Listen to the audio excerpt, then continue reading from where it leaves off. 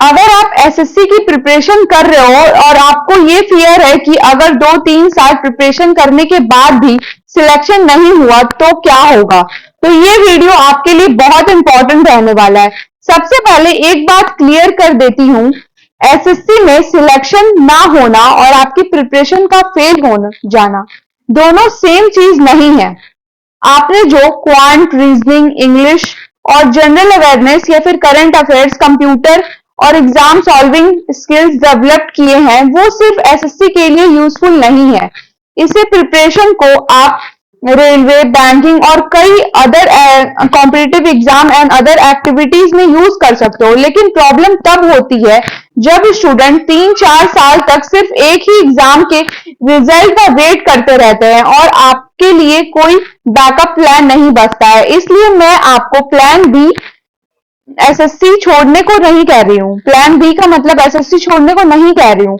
Plan B का मतलब है अपनी एग्जिस्टिंग प्रिपरेशन को किसी दूसरी अपॉर्चुनिटी में कन्वर्ट करना। ओके, समझ आया आप लोग को? अब हम बात करते हैं प्लान ए। सबसे पहले इसमें मैं आपको बताऊंगी प्लान बी ही, मगर मैं आपको प्लान ए के बारे में भी थोड़ा सा डिस्कस करना चाहती हूँ। अगर आप एसएससी की प्रिपरेशन कर रहे हो तो आपका प्लान ए एसएससी को कंटिन्यू करो, लेकिन ब्लाइंडली नहीं। ठीक है, आप एसएससी की प्रिपरेशन कर रहे हो तो एसएससी को कंटिन्यू रखो, फिर प्लान बी में तुरंत जंप करने की जरूरत नहीं है, लेकिन ब्लाइंडली भी फॉलो मत करो। अगर आपके मार्क्स कंसिस्टेंटली कट ऑफ के क्लोज आ जा रहे हैं, इंप्रूवमेंट दिख रहा है और आपको लग रहा है कि आपके सिलेक्शन के चांसेस है एसएससी में, तो एसएससी को कंटिन्यू करना बिल्कुल लॉजिकल है। लेकिन खुद से एक डेडलाइन डिसाइड करो। फॉर एग्जाम्पल, आप डिसाइड कर सकते हो कि मैं नेक्स्ट 1 या 2 ईयर सीरियसली साइकिल तक एसएससी को प्रायोरिटी दूंगी। इस ड्यूरेशन में मैं सिर्फ पढ़ाई करूंगी बल्कि प्रॉपर एनालाइज करूंगी। पढ़ाई के साथ साथ प्रॉपर एनालाइज करने वाली हूँ मेरे मार्क्स, जैसे कि मेरे मार्क्स कितने आ रहे हैं, कट ऑफ से कितना डिफरेंस है, मेरी वीकनेस क्या है, क्या हर अटेम्प्ट में इंप्रूवमेंट हो रहा है। अगर आंसर यस है तो प्रिपरेशन कंटिन्यू करना सेंसिबल है। लेकिन लेकिन अगर आप 3-4 साल से प्रिपरेशन कर रहे हो और परफॉर्मेंस ऑलमोस्ट वही के वही है, तो स्ट्रैटेजी चेंज करना बहुत जरूरी होने वाला है। ठीक है, अब हम बात करते हैं सेम प्लान बी की, जिस टॉपिक पर ये पूरा वीडियो होने वाला है। ठीक है, प्लान ए तो वही है कि अगर आप एसएससी की प्रिपरेशन कर रहे हो तो जरूर करो, बट ब्लाइंडली फॉलो मत करो। अब ये ब्लाइंडली फॉलो मत करो, ये हम पूरा डिस्कस करने वाले हैं प्लान बी में। Same preparation difference exam.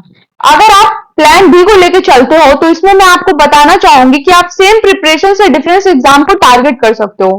यहां सबसे पहले रेलवे को कंसिडर कर सकते हो। आरआरबी के डिफरेंट एग्जाम में प्रिपरेशन के कुछ मेजर एरिया है, जैसे कि एसएससी एस्पिरेंट की एग्जिस्टिंग प्रिपरेशन ओवरलैप करती है, इसलिए कंप्लीटली जीरो से स्टार्ट करने की कोई जरूरत नहीं है अगर आप रेलवे के फॉर्म भरते हो या फिर रेलवे एग्जाम को भी टारगेट करते हो तो।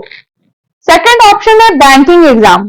ठीक है, सेकंड ऑप्शन है बैंकिंग एग्जाम, जिसमें कि आईबीपीएस, पीओ क्लर्क, सीएसए और आरआरबी जैसे एग्जाम में क्वांट, रीजनिंग, इंग्लिश और जनरल अवेयरनेस, करंट अफेयर्स जैसे एरिया इंपॉर्टेंट है। इसलिए एसएससी एस्पिरेंट अपनी एग्जिस्टिंग प्रिपरेशन को बैंकिंग ओरिएंटेड, स्पीड, एक्यूरेसी और एडिशनल टॉपिक्स के साथ एक्सटेंड कर सकते हैं। समझ आ रहा है आप लोग को मैं क्या समझाने का प्रयास कर रही हूँ आप लोगों को? लेकिन एक मिस्टेक मत करना, 10 एग्जाम की प्रिपरेशन एक साथ मत शुरू कर देना कि चलो अब मैंने कहा कि एसएससी के साथ साथ आप ये सब भी एग्जाम को टारगेट कर सकते हो, तो इसका मतलब ये नहीं कि आप SSC, banking, IBPS, PO, RRB group D, RRB और भी आरआरबी के ढेरों एग्जाम और बैंकिंग के भी, प्राइवेट गवर्नमेंट सारे बैंक के एग्जाम, सबको टारगेट मत कर लेना। एसएससी, रेलवे, बैंकिंग, इनमें से ही आपकी सुटेबिलिटी के हिसाब से मेजर 2 एग्जाम को टारगेट करना। ठीक है, सिर्फ 2 एग्जाम को टारगेट करना। एसएससी के अलावा अगर कोई और भी एग्जाम उठा रहे हो प्लान बी में तो सिर्फ 2 एग्जाम को टारगेट करना, सारे को मत कवर कर लेना। ठीक है, समझ आया? अब बात करें तो प्लान बी का एक और इंपॉर्टेंट पार्ट है government exam, sorry other government exam.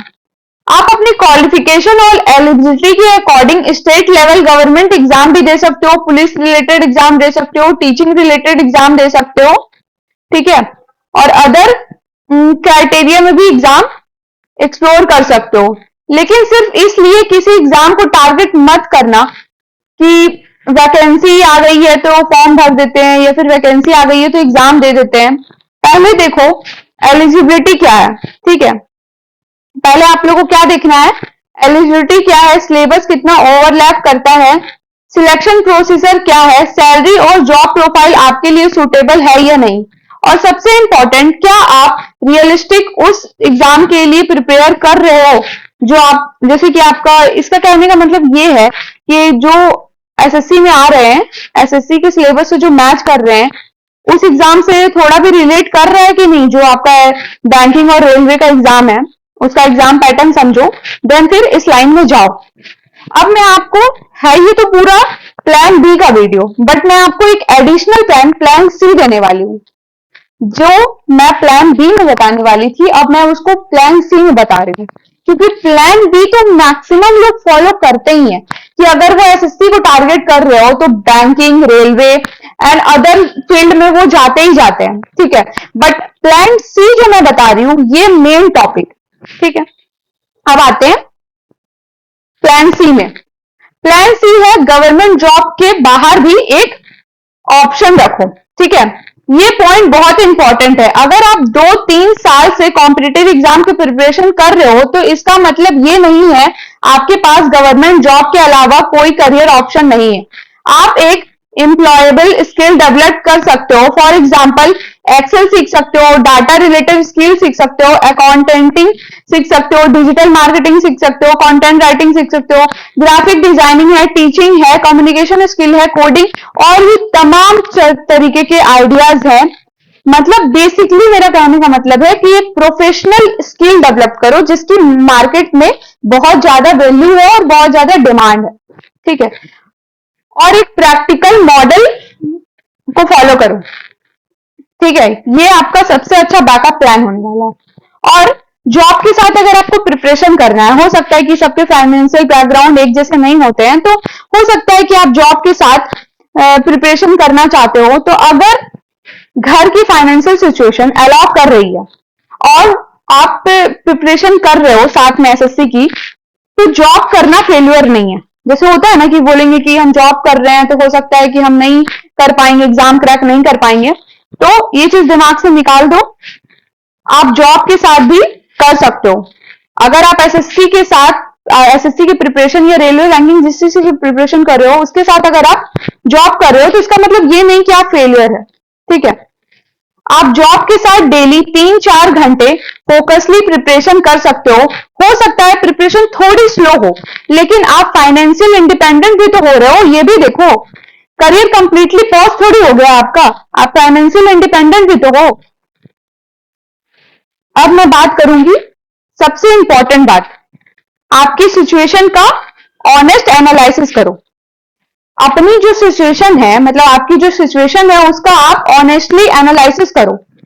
अगर आप 3 साल से प्रिपरेशन कर रहे हो और सिलेक्शन नहीं हुआ तो खुद को ये मत बोलो मैं इंटेलिजेंट नहीं, सबसे बड़ा चीज आई एम इंटेलिजेंट इनफ, ये मत बोलो।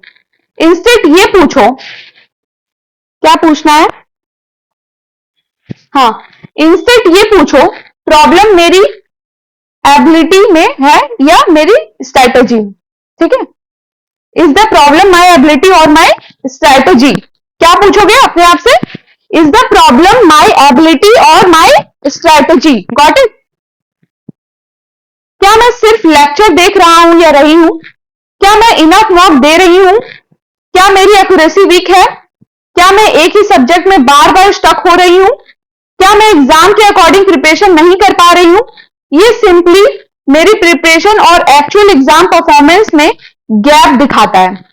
अगर ये सब क्वेश्चन के आपको जवाब मिल जाए तब प्रॉब्लम आइडेंटिफाई नहीं होगा, तब आप सिर्फ आवर्सली बढ़ते जाओगे। मतलब आप अगर ये सबके आंसर नहीं कर रहे हो तो आपका प्रॉब्लम ही आइडेंटिफाई नहीं होंगे, सिर्फ आप अपने पढ़ाई में आवर्स बढ़ाते जाओगे और रिजल्ट इंप्रूव नहीं हो पाएगा। इसलिए इस चीज को फोकस करो, टारगेट करो और इसको एकदम वैल्यू दो। और एक हार्श बट जेन्युइन रियलिटी, ठीक है, harsh but genuine reality. Competitive exam में मेहनत इंपॉर्टेंट है, लेकिन सिर्फ मेहनत इनफ नहीं है। वैकेंसीज लिमिटेड है, कंपटीशन हाई है और सिलेक्शन मल्टीपल फैक्टर पर डिपेंड करता है। इसलिए अपनी एंटायर लाइफ को एक सिंगल एग्जाम के रिजल्ट के साथ अटैच करना रिस्की हो सकता है। समझ रहे हो ना मेरी बात? एसएससी आपका गोल हो सकता है, मेरी बात को अच्छे समझना। एसएससी आपका गोल हो सकता है, लेकिन एसएससी आपकी आइडेंटिटी नहीं होनी चाहिए। अगर सिलेक्शन हो गया तो एक्सीलेंट, वाव, मगर अगर नहीं हुआ इसका मतलब ये नहीं है कि आप 2-3 साल जो पढ़ा है, अपने जो पढ़ा है वो वेस्ट हो गया। ये चीज दिमाग में बिल्कुल मत आने देना। आपके पास नॉलेज है, डिसिप्लिन है, एग्जाम एक्सपीरियंस है और कॉम्पिटिटिव इन्वायरमेंट को अंडरस्टैंड करने वाला सिचुएशन है। समझ रहे हो ना मेरी बात? समझ रहे हो? अब उस प्रिपरेशन को किसी और डायरेक्शन में यूज करना है। आपके पास सब कुछ है, बस आपके पास एक चीज नहीं है, जो कि आपको क्या करना है, use the preparation in another direction. Okay, final advice. अब मैं आपको फाइनल एडवाइस क्या देना चाहती हूं। अगर आप अभी एसएससी की प्रिपरेशन कर रहे हो तो प्लान बी तब मत बनाओ जब कंप्लीटली एग्जॉस्ट हो जाओ। प्लान बी अभी से डिफाइन करो। Plan A SSC, plan B railway, banking and other suitable exam as your preparation. Okay, और plan C skill, job, private career. और इन तीनों को एक साथ क्रैश करने की जरूरत नहीं है। एक प्राइम गोल रखो, एक रियलिस्टिक बैकअप रखो और एक एम्प्लॉयबल स्किल जरूर डेवलप करो। बिकॉज गोल सिर्फ एसएससी क्लियर करना नहीं है, गोल है एक स्टेबल करियर बनाना। सिर्फ एसएससी क्लियर करना आपका गोल नहीं है। आपका गोल क्या है? एक स्टेबल करियर बनाना। और अगर आपकी एसएससी प्रिपरेशन आपको उस करियर तक पहुंचाने का एक रास्ता बन रही है तो बहुत अच्छी बात है, मगर अगर नहीं बन पा रही है तो रास्ता चेंज करना फेलियर नहीं है। समझ रहे हो ना? अगर आप उस रास्ते से जा रहे हो एसएससी की तरफ तो बहुत अच्छी बात है, वाओ, एक्सीलेंट है। बट अगर आप उस रास्ता में नहीं चल पा रहे हो या फिर इन केस आप नहीं जीत पा रहे हो उस रास्ते पर, तो रास्ता चेंज करना फेलियर नहीं है। क्योंकि आपको तो पता है कितना ज्यादा कंपटीशन है, कितने परसेंट लोग एग्जाम में क्रैक कर पा रहे हैं, तो उसमें तो मैक्सिमम लोग अपना डायरेक्शन चेंज कर रहे हैं। तो क्या सब लोग फेलियर है? नहीं है सब लोग फेलियर। फेलियर तब है जब आप रिजल्ट आने के बाद भी स्ट्रेटेजी चेंज करने के बजाय वही स्ट्रेटेजी फॉलो करते रहो। अगर स्ट्रेटेजी आ गया है, मतलब रिजल्ट आ गया और आपका सिलेक्शन नहीं हुआ, फिर भी नहीं अभी भी कर लेता हूं, नहीं अभी भी कर लेती हूँ, ऐसे करते करते 8-10 साल निकाल दे रहे हो एक ही एग्जाम, तो ये है फेलियर। ठीक है, ये है फेलियर। अगर आप एसएससी एस्पिरेंट हो और आपके माइंडसेट में भी प्लान बी को लेकर कंफ्यूजन हो रहा है तो कमेंट में बताओ आपको सबसे ज्यादा प्रॉब्लम किस चीज में आ रही है, एसएससी कंटिन्यू करने में, रेलवे बैंकिंग शिफ्ट करने में, या प्रिपरेशन के साथ जॉब करने में। ठीक है, सब कुछ मैंने आपको समझा दिया, क्लियर कर दिया। आपका प्लान ए, बी, सी तीनों मैंने क्लियरली समझाया आपको। अगर आपको थोड़ा सा भी डाउट है कहीं पे तो प्लीज कमेंट ऑप्शन में कमेंट ड्रॉप करिए, मैं आपको रिप्लाई करने का जरूर कोशिश करूंगी। थैंक्स फॉर वॉचिंग, मिलते हैं अब नेक्स्ट वीडियो।